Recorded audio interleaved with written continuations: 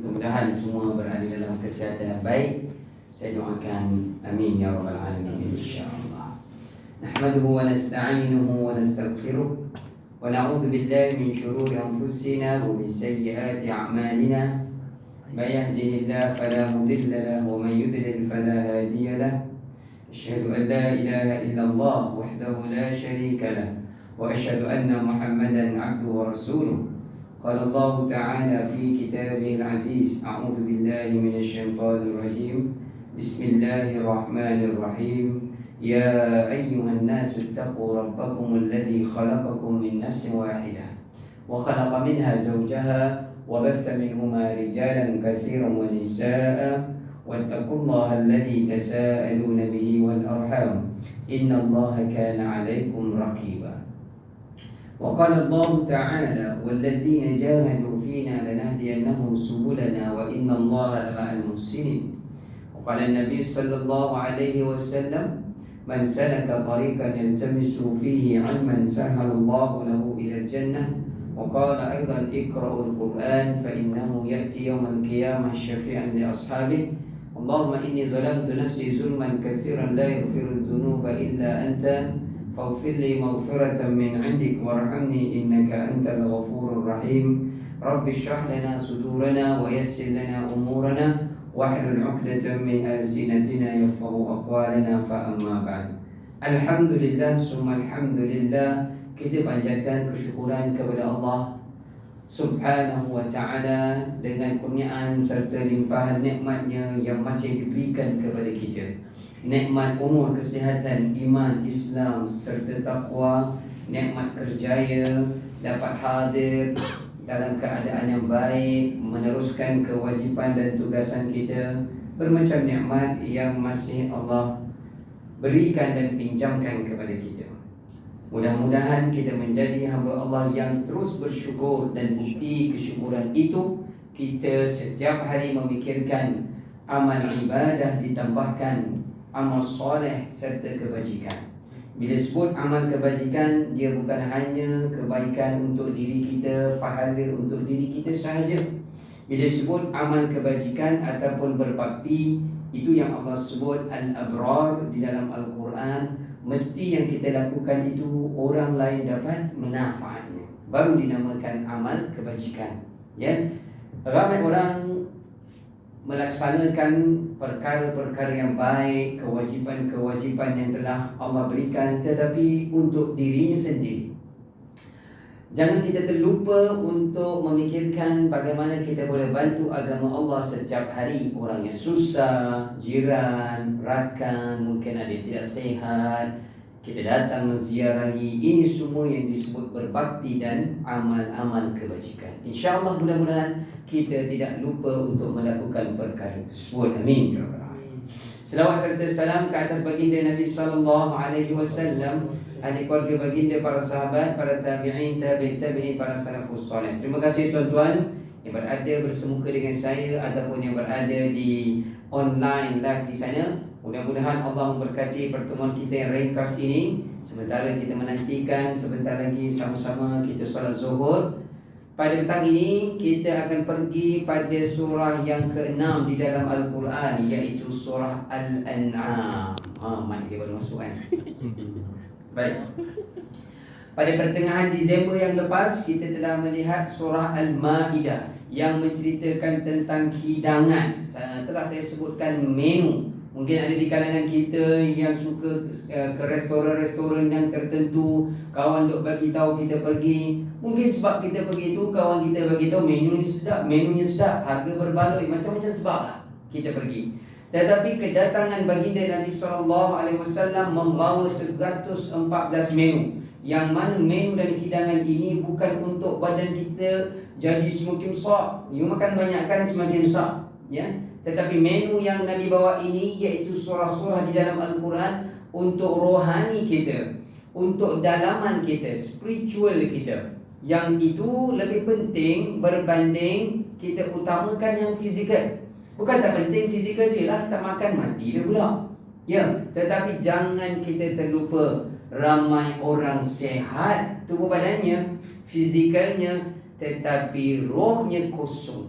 seolah-olah dia bergerak ataupun hidupnya di atas dunia ini hanya jasad sahaja. Tuan-tuan, kalau makan, binatang di hutan pun pandai cari makan. Ya, kalau berkahwin, binatang di hutan pun lagi banyak anaknya banding kita. Tuan-tuan yang dirahmati Allah, maka kita kena bezakan ketika Allah memberitahu kita ini adalah laqad khalaqnal insana fi sebaik-baik penciptaan, ahsani taqwim. Banyak makhluk Allah, bermacam-macam dan pelbagai makhluk Allah, tetapi Allah beritahu kita adalah yang sebaik-baik penciptaan, ahsani taqwim. Namun dalam surah yang lain Allah sebut, ya, kita ini boleh direndahkan apabila mata, telinga, penglihatan, pendengaran, pertuturan, akal yang diberi tidak digunakan sebagai membuktikan tadi kita adalah ahsani taqwim. Maka walaupun ada semua ini, akal pun ada yang membezakan antara kita dengan haiwan binatang di hutan tadi, tetapi bila tidak digunakan dengan jalan yang diridai Allah, Allah kata apa dia? Ulaika kal an'am bal hum adall. Orang yang macam itu seperti haiwan ternakan, al-an'am. Ini surah yang akan kita lihat, namanya surah Al-An'am, iaitu binatang ternakan. Bal hum adall, bahkan boleh jadi mereka lebih sesat daripada binatang.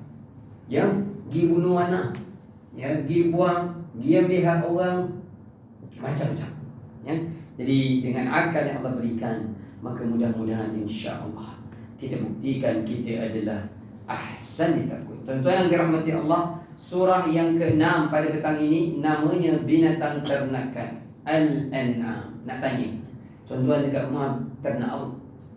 Kalau di tempat Tuan Najib ni, dia ada ternak ikan talapia kan, kawan-kawan surau ni. Lah ni kalau sekilo 17 tak untung lah, penat kerja. Semua benda naik kan. Benda apa kat rumah? Tak ada kan. Ternak tekak ni ya, Ternak lemah. Arnab ada? Tak ada. Tuan-tuan, baginda Nabi SAW dan Nabi-Nabi yang sebelum itu, mereka semua majoritinya ada pengalaman dengan menternak binatang ternakan. Biasanya kita dengar mereka ternak apa dia? Kambing. Ada beza tau. Ternak binatang ini, ada beza. Kerana perangai mereka ini, perangai mereka yang itu, perangai mereka ini berbeza. Maka Allah Subhanahu Wa Taala memberikan kerjaya kepada para nabi yang terdahulu ini. Bukan nabi kita sahaja, yang sebelum-sebelum itu pun sama. Ternak dahulu kambing. Majoriti mereka diarahkan menternak kambing sebelum mereka nak berhadapan dengan umat ataupun rakyat masyarakat. Sebelum wahyu itu sampai kepada mereka, mereka kena biasa dahulu kawal kambing itu tadi. Saya boleh apa? Ayam. Saya boleh kampung saja. Itu pun pening kepala. Mak mertua sebelah rumah tengok apa benda lah, bila pusing ke ban. Kejar yang tu melompat ke bang keluar. Kadang-kadang minta tolong dia. Mak tolong hadang sebelah sini Ustaz. Buka pintu dia masuk. Dan dia ada perasaan yang lain. Cubalah tuan-tuan, tak tahu pandai-pandai nak fikir kan. Macam mana. Sekarang ada orang JV. JV maksudnya apa dia? Tuan-tuan ada modal. Kami di kampung-kampung macam Kuala Selangor tu, kami ada ladang ayam, reban ayam. Ada juga kawan saya semalam baru WhatsApp, ada WhatsApp semalam, dia dah buat mula kambing. Kita boleh jadi, kita ada modal. Namanya apa? Dalam bahasa Arab, mudharabah. Kita tak modal dekat dia kan. So kita janji dengan dia, sekian kambing, berapa harga, nanti dah beranak bahagi 70%, 30%. Boleh. Sekali-sekala hujung minggu pergi lah datang tuan-tuan.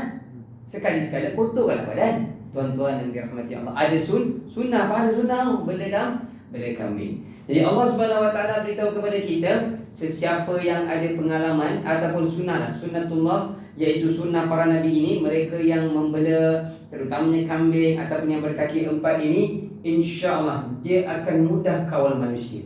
Bukan nak contohkan manusia itu dengan haiwan, bukan. Tetapi susah dahulu dengan haiwan yang tidak ada akal. Nanti anda akan berhadapan dengan orang ataupun manusia yang berakal, akan jadi lebih mudah. Ya, kerana dengan kambing ini ataupun haiwan ternakan ini, dia bukan faham bahasa kita, tetapi setiap hari kita latih dia, akhirnya dengan kadang-kadang satu petik macam ni dia boleh faham. ke mana nak kena pergi. Masuk kandang, keluar kandang. Kan kita tengok kan, ada orang bela angsa kan. Dia tepuk 2 kali, masuk. Dia tepuk 3 kali, tepuk waktu makan. Kerana boleh dilatih. Tuan-tuan yang dirahmati Allah Subhanahu Wa Taala sekalian, ada peluang, gilah fikir dan carilah untuk melatih diri kita. Baik. Namun surah Al-An'am yang kita nak lihat pada petang ini bukan cerita nak tengok balik nanti nak kena bela binatang apa, bukan. Nak cerita tentang yakin dan esakan Allah. Ini tema dia. Yakin dan esakan Allah selepas bila? Selepas kita mengingat ataupun sentiasa menghargai nikmat-nikmat yang Allah berikan kepada kita. Bila Allah berikan nikmat kepada kita, haiwan ternakan, kita boleh apa dia? Makan. Kita boleh apa dia? Ada yang gunakan sebagai kenderaan. Kita boleh apa dia lagi? Bersukan. Ini semua haiwan-haiwan ini apabila diternak, apabila dijinakkan, apabila selepas disembelih, kita boleh dapat manfaatnya. Daripada hujung kepala dia sampai ke hujung kaki. Kalau tak percaya nanti, masa hari raya haji kan, dekat surau kita kan, datang Pak Cik tu, tak pernah nampak sebelum ni. Tetapi AJK dah beritahu, kalau dia datang, yang bahagian-bahagian tertentu yang korang tak pandai nak urus, semua bagi dia. Maksudnya dia ambil tu, dia nak buang ke dia nak buat manfaat? Ada manfaat. Kita je dia nak makan, dia nak bakar. Kita je yang tak pandai. Kita apa dia? Tunggu apa dia? Batang pinang, tulang, kan? Tetapi bahagian kaki yang tapak kaki tu kita ambil tak? Tak ambil kita. Yang tempat tu dia ambil tak? Kita ambil tak? Kita tak ambil juga. Dia ambil. Kulit pun orang Jawa buat apa dia? Kulit ada. Orang Jawa kalau tuan-tuan pergi dia punya kenduri kahwin ada. Kan? Saya lupa nama dia, mak betul saya pandai masak. Mak betul saya orang Jawa. Apa nama dia? Lupa dah. Allah Akbar. Kalau tuan-tuan sampai Sungai Besar Sekincang, dia pun jual tepi jalan tu, dia sangkut kulit lembu. Kan? Lupa saya. Dia masak Jawa putih tu. Dia Jawa, dia lupa kan. Jawa makan McD ni. Jawa KSCC. Okay? Jadi maksudnya semua ada manfaat. Jadi Allah beritahu kepada kita, semua yang Allah ciptakan ini ada manfaat. Itu yang boleh kita makan. Mungkin kita cakap, ada je binatang yang tak boleh kita makan. Apa pula manfaatnya Ustaz? Ada manfaatnya. Contoh burung yang tak boleh kita makan. Dia akan membawa benih-benih, pokok-pokok, bunga-bunga, bunga ni apa semua, yang dia melepaskan atau dicampakkan selepas dia makan, kemudian tumbuh. Ada manfaat untuk kita. Nanti oksigen daripada pokok tersebut. Macam-macam ada manfaat yang pastinya kita boleh ambil. Tinggal lagi kita perasan ataupun tidak. Maka Allah Subhanahu Wa Taala beritahu di dalam ayat yang pertama surah Al-An'am ini, ucapannya sama seperti surah Al-Fatihah, sama seperti surah Al-Kahfi, sama seperti surah Sabah, sama seperti surah Fatir, kemudian surah Al-An'am. Maka 5 surah dalam Al-Quran dimulakan dengan kalimah yang sama di awalnya, iaitu kalimah apa tuan-tuan? Alhamdulillah. Al-Fatihah pun Alhamdulillah, Al-An'am ini pun Alhamdulillah, Al-Kahfi nanti tuan-tuan baca besok, malam ni dah boleh baca Alhamdulillah. Fatir dan Sabah yang bersebelahan dengan surah Yasin pun dengan kalimah yang sama dimulakan. Apa maksudnya ini tuan-tuan? Kerana dalam kelima-lima surah ini kita akan nampak nikmat-nikmat Allah. Tetapi sebelum anda dan kita membaca nikmat-nikmat tersebut, Allah minta terlebih dahulu ucapkan Alhamdulillah, tanda kita syukur dan tahu ini semua datang daripada Allah Azza wa Jalla. Nanti kita akan sampai dalam surah An-Naml, surah semut. Nabi apa yang berkaitan dengan semut ini? Sulaiman alaihi salam. Ketika pada ayat yang ke-15 Allah Subhanahu wa Taala sebut, kami berikan ilmu kepada Daud dan anaknya Sulaiman. Maka lantas mereka mengucapkan, wa qala alhamdulillahilladzi faddalana ala katsirin min ibadihi almu'minin. Apa yang diucapkan tuan-tuan? Alhamdulillah. Kalimah yang sama tak? Yang hari ini kita kena sebut dengan kalimah yang sama. Nabi Sulaiman dan Nabi Daud kena sebut kalimah yang sama. Tidak berubah kalimahnya. Maka Allah berikan kepada Nabi Daud ilmu yang sebelum anaknya Sulaiman itu dapat. Nabi Daud dahulu mahir dalam bertutur dengan bahasa binatang itu, bahasa jin apa semua ni. Kemudian ada Zabur kepada Nabi Daud alaihi salam. Semua ilmu itu Allah sebut pada ayat yang ke-16. wa waritha Sulaiman Daud. Nabi Daud mewariskan ilmu itu kepada anaknya Sulaiman. Tetapi mereka berdua anak beranak ini mengajarkan kepada kita, dapat apa sahaja nikmat, maka segera ucapkan kalimah alhamdulillah. Begini tuan-tuan yang dirahmati Allah. Kecil ke, besar ke, cepat ke, lambat ke, sesuatu yang kita mungkin doa dah lama, kita doa begini, tetapi Allah berikan lambat, ataupun kita anggap, kita harap 100%, Allah bagi 60%, sedikit kecil daripada apa yang kita harapkan. Allah nak tengok apa dia? Yang kecil, yang lambat itu kita syukur dahulu ataupun tidak. Apabila kita menjadi hamba yang bersyukur, maka Allah akan tambahkan. Allah nak tengok dahulu dari sedikit itu syukur ataupun tidak. Tetapi bila beri sekali banyak dan kita tidak bersyukur, maka namanya apa? Istidraj. Sebenarnya Allah nak biarkan kita jauh daripadanya. Kita tidak ingin yang seperti itu. Biarlah sedikit, kita rasa cukup. Tanda rasa kita cukup itu adalah kita mengucapkan kalimah alhamdulillah. Baik, temanya tadi apa dia tuan-tuan? Surah Al-An'am ini yakin dan esakan Allah. Selepas mana? Selepas nikmat-nikmat itu kita sedari, kita hargai, dan kita lantas berterima kasih kepada Allah. Mari kita perhatikan pada ayat yang pertama. Firman Allah Subhanahu wa taala, Alhamdulillahilladzi khalaqas samawati wal ardh wa ja'ala adh-dhulumati wan nur thumma alladhina kafaru bi rabbihim ya'dilun. Segala puji bagi Allah yang telah menciptakan langit dan bumi dan menjadikan gelap dan terang. Berapa banyak nikmat ni? Langit, bumi, gelap dan terang. Dah 4 nikmat. Namun demikian, orang-orang kafir masih mempersekutukan Tuhan mereka dengan sesuatu. Surah ini surah Makkiyah tuan-tuan. Nabi masih berhadapan dengan kafir Quraisy Mekah jahiliyah. Ketika Nabi memberitahu kepada mereka, ni korang kenanglah, ingat Tuhan yang sepatutnya disembah adalah Tuhan yang menjadikan langit dan bumi. Tuhan yang sepatutnya disembah adalah Tuhan yang menjadikan ini siang, terang kan? Boleh bekerja semuanya. Saat lagi malam, pukul 7.30 malam, itu pun Tuhan yang menciptakan. Tuan-tuan, apabila sebut 4 nikmat ini, dia agak umum kan? Langit dan bumi, siang dan malam, agak umum. Tetapi sebentar, mari sama-sama kita berfikir. Nabi sebut kepada orang-orang Quraisy jahiliyah, tetapi mereka tidak ambil perhatian ataupun menentang. Ini apa semua ni? Sejak nenek moyang kami, sebelum engkau diutuskan pun kami dah tahu dah. Kami duduk di bumi. Sejak sebelum engkau diutuskan pun kami tahu atas kami ada langit. Dan sejak sebelum engkau diutuskan pun kami tahu ini siang, saat lagi malam. Tak perlu nak sebut. Tetapi kita pada hari ini tuan-tuan yang dirahmati Allah, mari kita fikir betapa penting kita mensyukuri nikmat Allah. Kita berada di bumi. Kita kecilkan sedikit. Berada di bumi Malaysia ini, kecilkan skop sikit. Mungkin kita berfikir pasal apa, walaupun tak pernah berfikir, tapi sama-sama kita berfikir sekarang. Kenapa saya dilahirkan mak dan ayah saya orang Melayu? Seorang dari Jawa kan. Saya mak mertua saja yang tu. Tak tahu yang sama dengan kita kan. Kenapalah saya tidak dilahirkan pada keluarga yang kita anggap siapa dia? Yang hebat hari ni kan. Daripada orang Arab contohnya, ataupun daripada orang putih Eropah contohnya. Ada orang macam tu.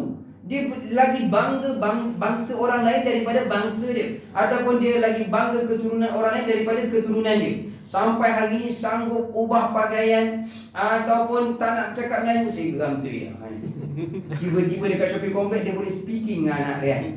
Saya dengan isteri saya cakap Arab lah. Dekat rumah dia cakap Melayu. Tiba-tiba depan orang dia tunjuk dia boleh speaking dengan anak dia. Tak mana budaya kita. Apa masalahnya cakap dalam bahasa Melayu? Tuan-tuan, ada orang dia jadi bangga sampai ke tahap pakaian, betul tak? Pergi ikut pakaian orang lain. Sedangkan kita ada pakaian kita sendiri. Kita ada tradisi ataupun adat yang penting menepati syariat. Maka Allah telah melahirkan kita di tanah Melayu ini, ada sebab dan kita kena syukuri.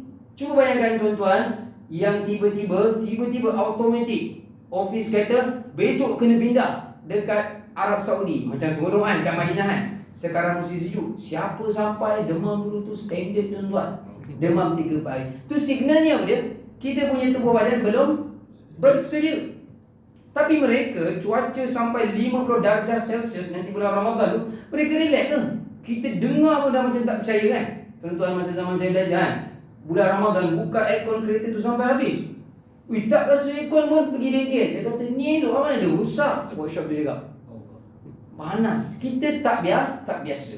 Biologi badan kita tidak bersedia. Maka Allah lahirkan kita di tanah ini. Kita kena syukuri, bukan hanya mempertahankan semangat patriotik merdeka sahaja, kembangkan Islam di tanah air kita. Jaga syariat dan Islam dalam tanah air kita. Contoh yang dirahmati Allah, itu bumi. Yang di langit pula, Maret, Disember dan November semua takut. Bila gelap dia semua takut kan. Lagi-lagi yang parking-parking bawah bangunan dekat KL ni kan, banjir kan, kat Bukit Bintang, dekat Dataran Merdeka, banyak tempat kan. Jalan Tun Razak ni pun takut kan, terowong apa semua tu kan. Smart tak smart? Bila mari datang, mana smart kau? Banjir juga. Takut. Ini langit kerja Allah. Maka nak beritahu begini, kalau tadi panasnya cuaca di Arab Saudi, sejuknya juga ada sekarang ni dah menghijau kan. Kalau tuan-tuan pergi utara Arab Saudi tu, di Tabu tu, Taif pun lebih kurang 100 km dengan Mekah pun dah turun salji tuan-tuan. Salji tu tengok dekat Tabu tu macam dekat UK lah dia punya salji. Memang dah main kepal-kepal ais lah. Tuan-tuan yang dirahmati Allah, ini semua dalam urusan Allah. Kita kena syukuri. Mungkin kita tak bersedia, tiba-tiba turun salji dekat sini. Sekarang kita heboh bercakap tentang tanah Arab turun salji kan. Kita duk memandang ke arah berita di sana, tiba-tiba turun dekat negara kita, orang mari tengok kita pula. Tuan-tuan yang dirahmati Allah, Allah nak beritahu begini, syukuri dalam cuaca yang bagaimana sekalipun. Itu kejadian langit dan bumi ni yang menyebabkan cuaca kadang-kadang musim banjir di tempat kita. Kemudian nanti sekarang ni mungkin 2-3 hari saja dalam seminggu hujan. Ini masalah lah kita. Hujan setiap hari pun masalah, tak hujan pun masalah. Sebenarnya kita nak apa? Nak kena tanya balik kan. Maka Allah sebut nanti dalam surah Ar-Ra'd tu, lambat lagi ada 32 fenomena di sana. Tetapi tuan-tuan yang dirahmati Allah, di awal ini ayat yang pertama surah Al-An'am ini, Allah minta kita syukuri berada di bumi sendiri. Kemudian di atas kita ada langit yang 7 lapisan. Itu semua nikmat-nikmat yang Allah berikan kepada kita. Kemudian Allah sebut lagi adanya waja'ala zulumati wan nur, gelap ditukar kepada an-nur, siang. Begini tuan-tuan, Allah tidak mulakan siang dan malam, tetapi Allah mulakan kalimah apa dulu? Malam, iaitu gelap dahulu kemudian baru siang. Dia ada beberapa makna. Yang pertamanya yang macam kita faham, ialah tidur malam tadi, kemudian siang. Kita tahu kita kena pergi kerja. Cuba tidur, nak bangun pukul 6 kan. Gelap lagi, 7.30, gelap lagi, 8 gelap lagi. Nak pergi jabat ke? Confused. Jam dekat dinding pukul 8 pagi. Jam dekat tangan pun 8 pagi. Handphone punya jam pun 8 pagi. Tapi gelap macam pukul 11 malam. Confused. Itu minta maaf tuan-tuan. Itu sudah kiamat dah tu. Itu 3 malam akan berlaku sebelum kiamat besar berlaku di atas dunia ini. Itu sudah terlambat tu. Pintu taubat sudah tertutup. Jadi Allah sebut begini, wa ja'ala az-zulumati wan nur. Bila anda tidur malam tadi tu gelap, kemudian sekarang cerah siang, boleh buat urusan kerja, cari nafkah, cari urusan kerja diselesaikan. Maka Allah beri peluang kepada kita. Ada orang yang malam tadi tidur terus gelap walaupun belum kiamat. Apa maknanya? Meninggal dunia. Gelap terus tu. Maka Allah berikan kepada kita gelap bertukar siang, panjang lagi umur kita pada hari ini. Kemudian maksud yang lain, wa ja'ala az-zulumati wan nur, maksud yang lain adalah daripada kegelapan kepada an-nur, iaitu siang. Sebenarnya Allah gunakan kalimah an-nur ni, antara makna an-nur adalah hidayah, petunjuk. Boleh saja Allah guna dalam ayat ini wa ja'ala az-zulumati an-nahar. An-Nahar siang. Pegang Al-Quran. Tu ada mushaf Al-Quran. Cuba buka surah An-Naba ya. Allah tidak gunakan An-Nur, Allah gunakan An-Nahar, siang. Ya. Pasal apa rasa macam berpeluh? Semangat sangat. Okey, surah An-Naba kan.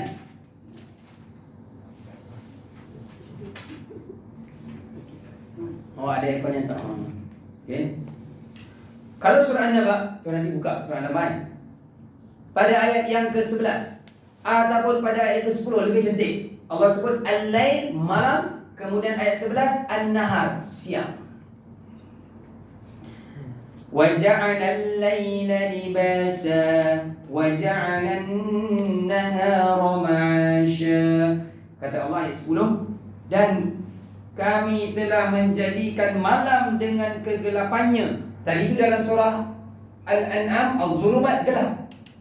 Kalimah bahasa Arabnya az-zulumat, gelap. Dekat sini al-lail, malam dalam kurungan gelap, sebagai pakaian yang melindungi. Dan kami telah menjadikan siang dengan cahaya terangnya, masa untuk mencari rezeki. Nampak maksudnya? Jadi itu surah An-Naba. Jadi pada ayat yang pertama surah Al-An'am ini memang cantik dan sangat tepat Allah menggunakan kalimah az-zulumat digandingkan dengan kalimat An-Nur. Bukan malam dan siang sahaja yang sepatutnya kita bayangkan, tetapi az-zulumat membawa maksud daripada sebelum kenabian Nabi sallallahu alaihi wasallam. Memang masyarakat jahiliyah di Mekah itu hidup dalam kegelapan. Macam-macam anda tahu apa yang mereka buat kan. Kedatangan Al-Quran merupakan Al-Quran ini An-Nur, cahaya petunjuk. Nanti dalam surah Ibrahim kita nampak di awal surah Ibrahim disebutkan kitabun anzalnahu ilaik litukhrijan nas minaz zulumati wan nur. Kitab Al-Quran ini mengeluarkan kalian daripada kegelapan kepada cahaya. Bukan kegelapan yang malam, tetapi kesesatan jahiliyah. Walaupun kita nampak ayat ini seolah ditujukan kepada Quraisy Mekah yang Nabi nak baca kepada mereka, tetapi hari ini ada lagi orang yang hidup dalam kegelapan, az-zulumat ada. Dan kita tidak perlu pergi kepada orang yang bukan Islam. Orang-orang Islam itu sendiri masih hidup dalam kegelapan. Antaranya apa dia? Solat. Tetapi lepas solat, maafkan saya, boleh pakai seluar pendek. Pendek bukan sebarang pendek, macam main bola punya.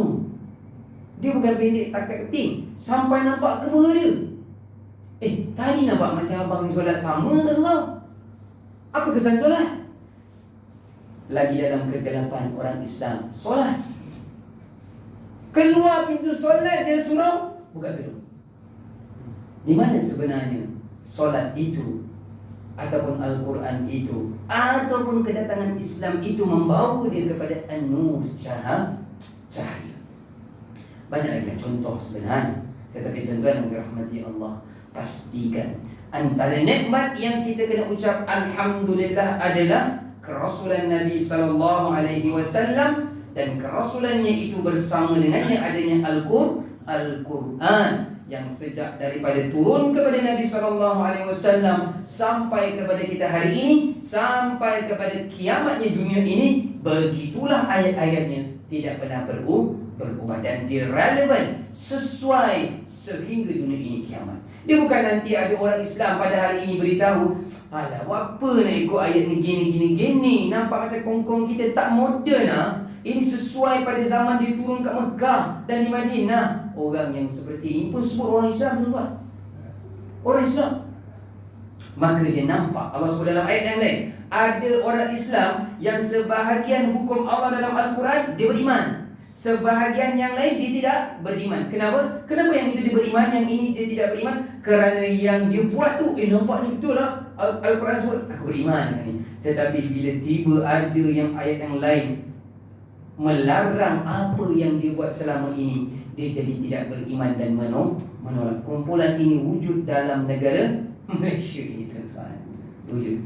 Dan malangnya memang ada anak-anak remaja kita yang berada di IPT ni. Sekarang dalam grup pelajar Persatuan Alumni saya tengah bincang ada satu kumpulan berada dengan nama HU. Saya pun hari ni baru dengar sambil jam tadi kan, scroll tengok apa benda ni.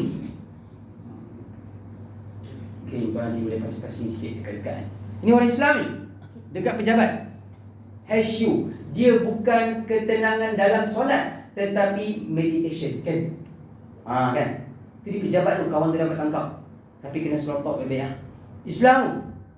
Tetapi dia punya cara mencari ketenangan bukan dengan solat. Ni hari ni kami tengah bincang, semuanya saya tak sempat respon lagi. Biar-biar tu kan. Apa benda ni semua? Sian tuan-tuan. Kalau begini, dalam Az-Zulumat ke dalam An-Nur? Dalam Az-Zulumat lagi. Maka kita kena sama-sama bantu keluarga dan masyarakat kita. Tuan-tuan yang dirahmati Allah. Baik, itu ayat yang pertama.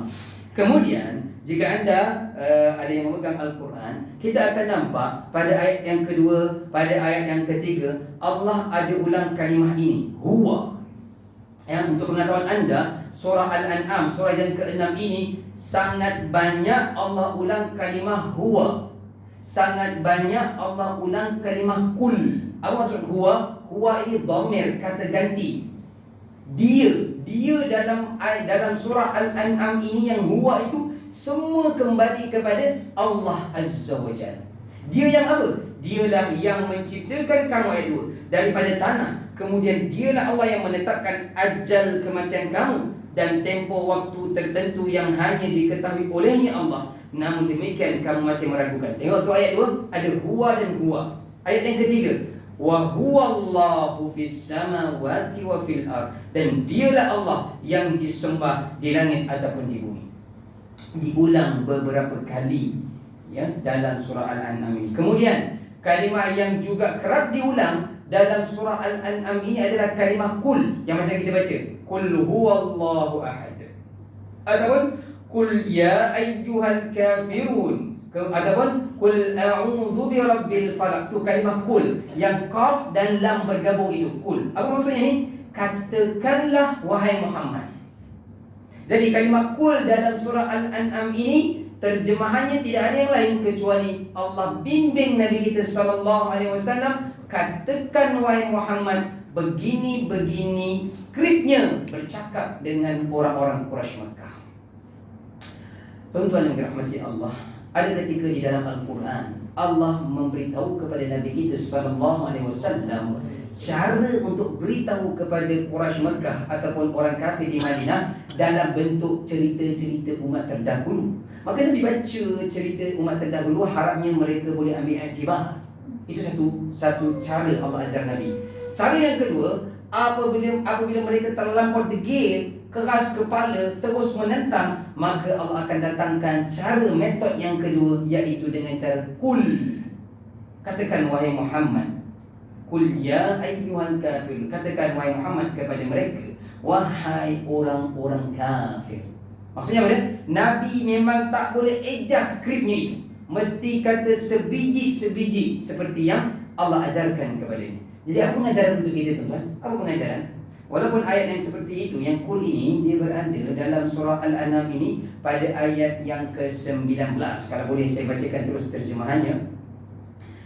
Sebelum saya bacakan terjemahan ayat 19 ini, apa pengajaran yang boleh kita ambil di awal kalimah cerita tentang kul-kul ini, ya, iaitu Allah memberitahu, mengajarkan juga kepada kita, apabila kita berhadapan dengan orang-orang ataupun kumpulan-kumpulan yang degil, yang keras kepala ni, macam-macam nasihat telah diberikan, kata dengan mereka dengan perkataan yang ringkas tapi padat.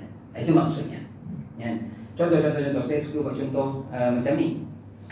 Anak-anak kita duk main ataupun duk lewat solat, tengok TV kan, lewat solat. Isteri kita pun banyak kali tegur, anak kita relax je. Tetapi bila kita sebagai suami datang, mungkin kita hanya beri salam ataupun kita batuk saja, dia punya respon lain anak-anak. Sama cikgu perempuan dengan cikgu lelaki di sekolah pun lain. Cara mereka mendekati anak murid lain. Biasanya yang panjang cakap, banyak cakap, makan masa ni, maafkan saya, perempuan. Tetapi kalau lelaki, straight to the point. Saya tak tahu tuan-tuan di sini pengalaman ataupun tidak, yang mengetuai meeting baik lelaki dan perempuan. Ada di sini kan? Contoh semalam saya meeting di Karangkraf section Karangkraf section 15 kan. Meeting kami mula 3.40. Sampai sebelum meeting dah beritahu meeting kita akan bermula 3.40, paling lewat 4.40. Sebab nanti 4.48 dah masuk asar. Memang on time, cuma saya terlewat sikit. Saya sampai 3.39, 1 minit sebelum nak mula meeting. Selamat 1 minit. Saya bertanya juga, pasal apa bukan 3.30? Kenapa yang nak 3.40? Ataupun kenapa tidak 3.45? Rupanya rakan-rakan meeting saya yang lain tu, mereka ada meeting yang sebelum meeting kami tu. Jadi mereka adjust yang boleh kita mulakan 3.40. Selamat, yang mengetuai itu adalah lelaki. Memang on time. Ada 2-3 orang perempuan. Tetapi 4.35, 5 minit sebelum yang kita janjikan, kita berhenti. Dan masing-masing bersurat. Daripada section 15, saya selepas bersurat sempat solat asar di section 2, surau Al-Ansar di sana. Penting pengurusan masa ini. Maka Allah Subhanahu Wa Taala beritahu kepada kita dengan kalimah kul, cakap benda yang penting saja. Baik, mari dengar terjemahannya. Kata Allah pada ayat yang ke-19, katakanlah wahai Muhammad, siapakah yang lebih kuat kesaksiannya? Katakanlah Allah saja. Dia Allah yang menjadi saksi antara aku dengan kamu. Al-Quran ini diwahyukan kepadaku agar dengan itu aku memberi peringatan kepadamu dan kepada orang yang sampai Al-Quran kepadanya. Dapatkah kamu benar-benar bersaksi bahawa ada Tuhan-Tuhan lain bersama Allah? Katakanlah, aku tidak dapat bersaksi. Katakanlah wahai Muhammad, sesungguhnya hanya Dialah Tuhan yang Maha Esa, dan aku berlepas diri daripada apa yang kamu persekutukan dengan Allah. Nampak tuan-tuan? Ini skrip yang Allah berikan kepada Nabi SAW. Begini kata ringkas dan padat bercakap dengan orang Quraisy Mekah Jahiliyah.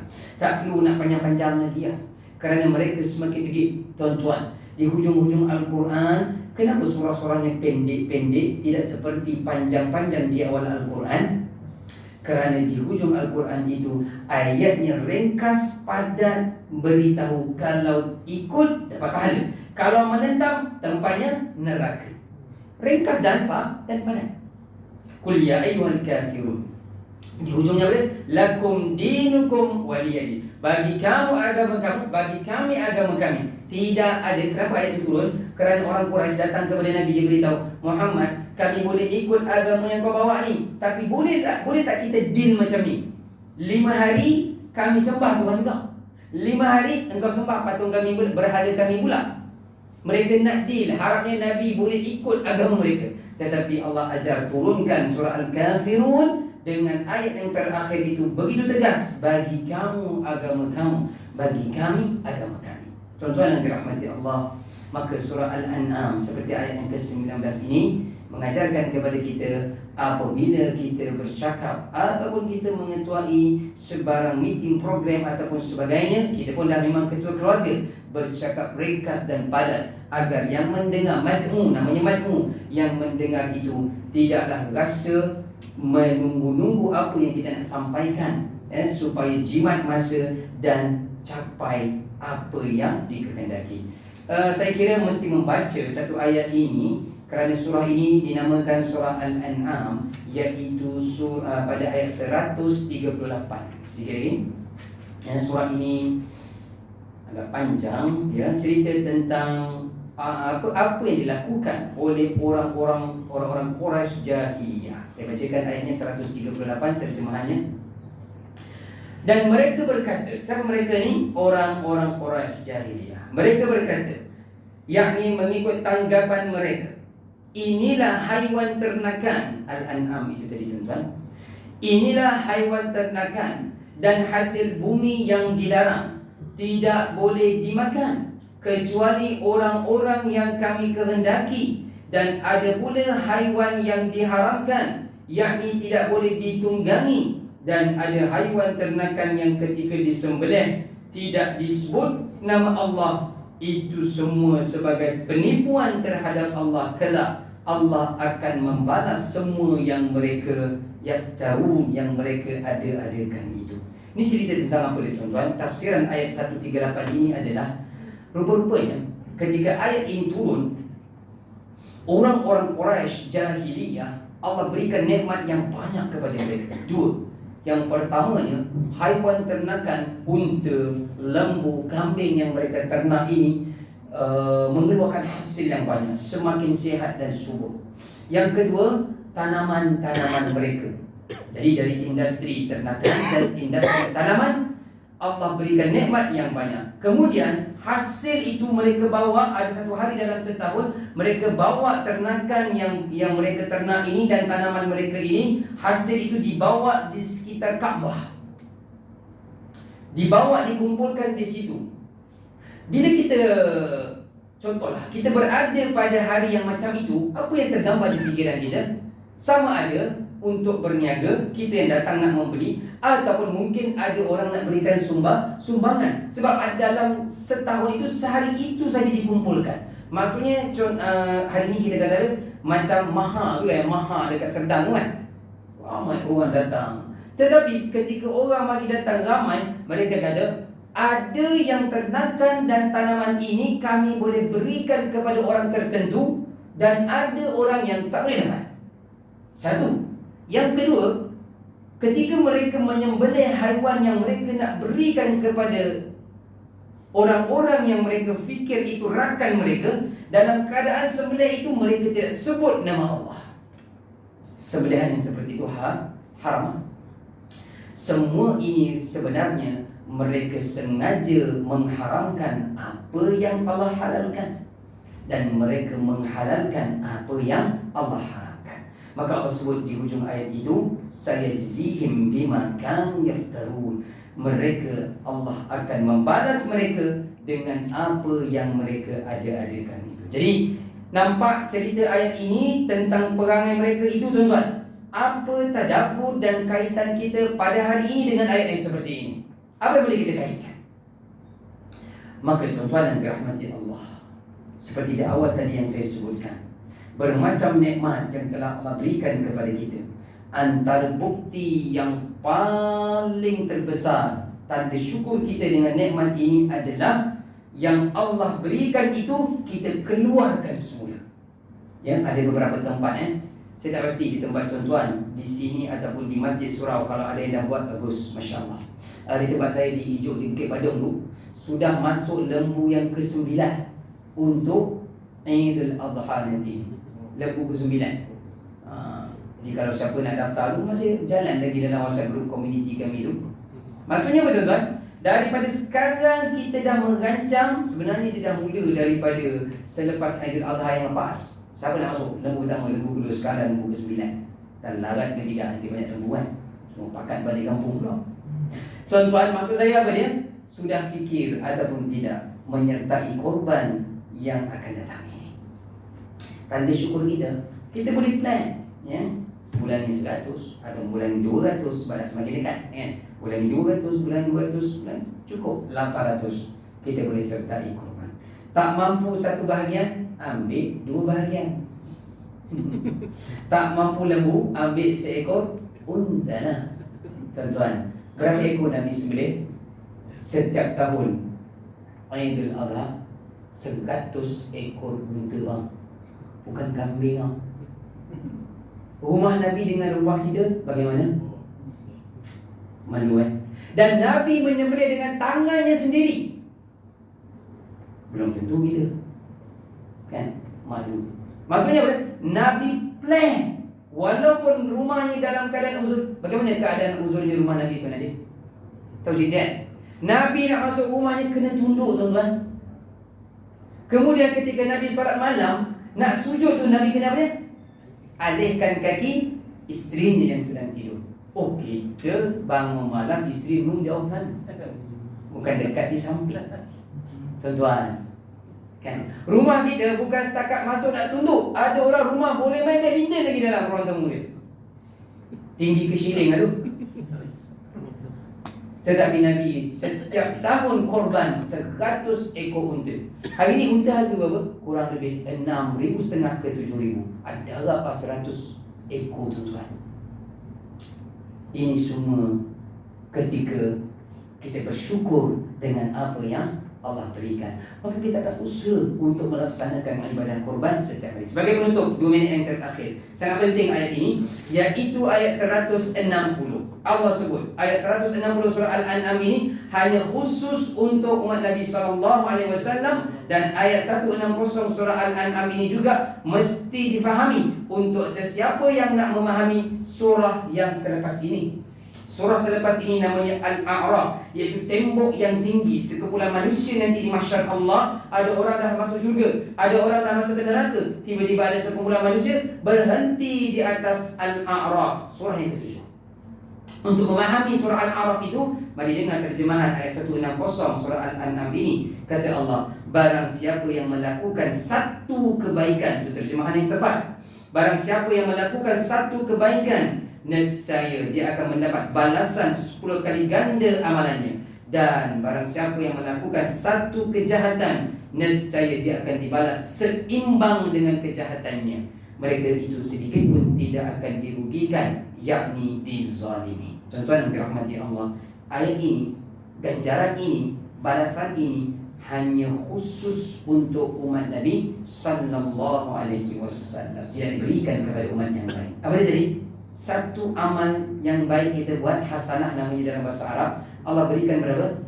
10. Maksudnya, apa sahaja yang kita buat tuan-tuan, pahalanya tidak akan sampai 9, apatah lagi 9,5. Tidak ada. Minimum untuk umat Nabi SAW berapa tadi tuan-tuan? 10. Itu minimum. Macam bulan lepas kan saya dah beritahu kan, solat bersendirian itu pahalanya berapa? 10 lah. Kalau berjemaah berapa tuan-tuan? Sampai ke 27. Solat bersendirian sendiri minimum 10. Dia tidak akan pergi 1 apatah lagi 9. Tidak. Minimum. Tuan-tuan, alangkah baiknya Allah Azza wa Jalla kepada kita. Kenapa sesuai untuk kita? Kerana umat ini umurnya pendek. Tidak seperti umat yang terdahulu. Ratus umat Nabi Nuh 1000 tahun. Kalau mereka pun diberikan 10 lagi tak aci kan? Apatah lagi umur mereka panjang. Kemudian apa lagi ganjaran yang Allah berikan kepada kita? Adanya malam Al-Qadar, lebih baik daripada 1000 bulan, 83 tahun. Kalau tuan Nabi umur berapa? Malam bulan sebut 40 tahun. Contoh. Tak apalah, cincai 20 kali seumur hidup jumpa Al-Qadar. 20 darab 83 tahun. Banyak. Nampak gaya matching dengan umat Nabi Nuh alaihi salam. Lagi baiknya Allah Azza wa Jalla beritahu kepada kita, kalau tadi satu baik, dia balas 10. Sekarang andai kata buat satu jahat, sepatutnya 10 orang kan? Baru adil antara kita dengan Allah kan? Tetapi Allah balas berapa? 1, tuan-tuan. Umat yang terdahulu, umat Nabi Musa contohnya, buat salah mengaku depan Nabi Musa, cara nak hapuskan dosa itu kenapa dia? Bawa seekor lembu depan Nabi Musa. Selagi dia lembu pula berapa ribu hari ni kan? Tuan-tuan yang dirahmati Allah, maka baiknya Allah kepada umat Nabi sallallahu alaihi wasallam. Sekadar itu yang terlebih dahulu untuk kita faham beberapa ayat dalam surah Al-An'am ini. Harapnya ada sesuatu yang baik untuk diri saya bercakap di hadapan kita semua. Amin ya rabbal alamin. Saya mohon kemaafan atas kekurangan berdasar bahasa. Aku lakukan hadza wa astaghfirullah wa lakum. Assalamualaikum warahmatullahi taala wabarakatuh. أعوذ بالله من الشيطان الرجيم بسم الله الرحمن الرحيم الحمد لله رب العالمين والصلاة والسلام على أشرف الأنبياء والمرسلين وعلى آله وصحبه أجمعين. Ya Allah, ya Tuhan kami, jadikanlah perhimpunan kami pada petang ini perhimpunan yang Kau rahmati. Perpisahan kami selepas ini perpisahan yang tidak maksiat padanya. Ya Allah, ya Tuhan kami, jadikanlah Al-Quran ini musim bunga di dalam hati-hati kami. Ya Allah, jadikanlah Al-Quran ini mudah untuk kami membacanya siang dan malam, mudah untuk kami faham, mudah untuk kami menggunakan di dalam keluarga kami, dalam organisasi kami. Ya Allah, wa sallallahu ala sayyidina Muhammad wa ala alihi wa sahbihi wa baraka wa sallam. Alhamdulillahi rabbil alamin. Taqabbalallah.